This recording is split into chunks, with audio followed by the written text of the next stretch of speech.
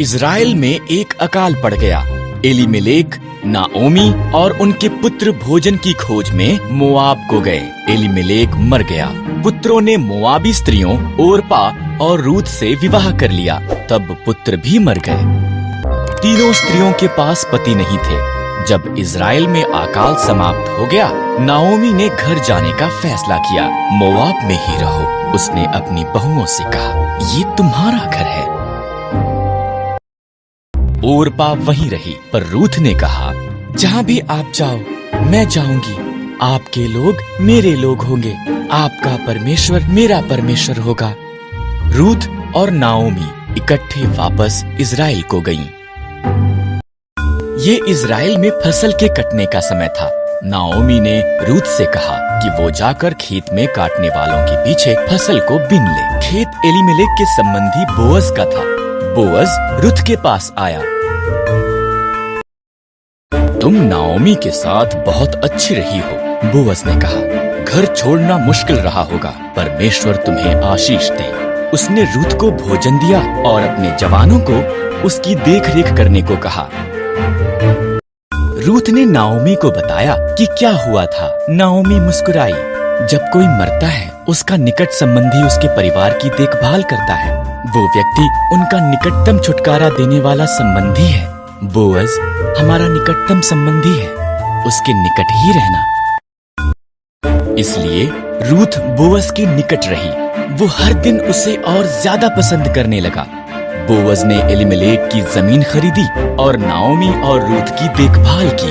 तब उसने रूथ को उसके साथ विवाह करने के लिए कहा। रूथ से एक पुत्र ओबेद पैदा हुआ। ओबेद का पुत्र यिशै था। यिशै का पुत्र दाऊद था और दाऊद इज़राइल का महान राजा बन गया। इसलिए परमेश्वर ने रूथ को आशीष दी, ठीक जैसा कि बोअज ने प्रार्थना की थी। हन्ना उदास थी क्योंकि उसके कोई संतान नहीं थी। उसने प्रार्थना की और परमेश्वर ने उसे एक पुत्र शमूएल दिया। वो बहुत धन्यवादी थी, इसलिए उसने शमूएल को परमेश्वर की सेवा के लिए दे दिया।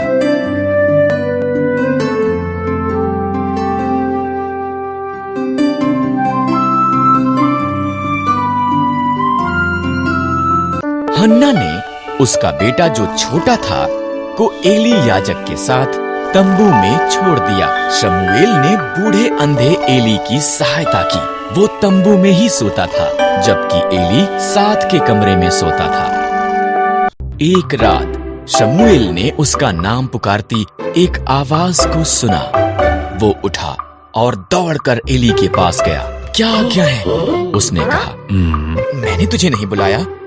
एली घुरघुराया। वापस अपने बिस्तर पर चला जा।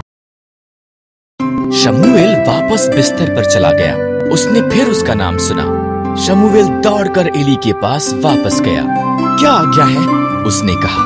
मैंने तुझे आवाज नहीं दी। एली नींद में बड़बड़ाया। वापस अपने बिस्तर पर चला जा।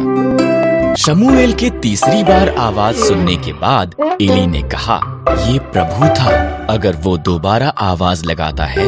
एली ने कहा, कहना, प्रभु बोल, तेरा दास सुन रहा है। इस तरह शमूएल ने वैसा ही किया।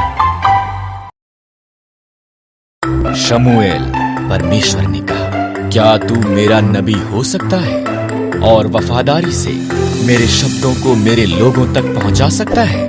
मैं कर सकता हूँ, शमूएल ने कहा, और उसने अपने बूढ़े होने तक भी ये किया।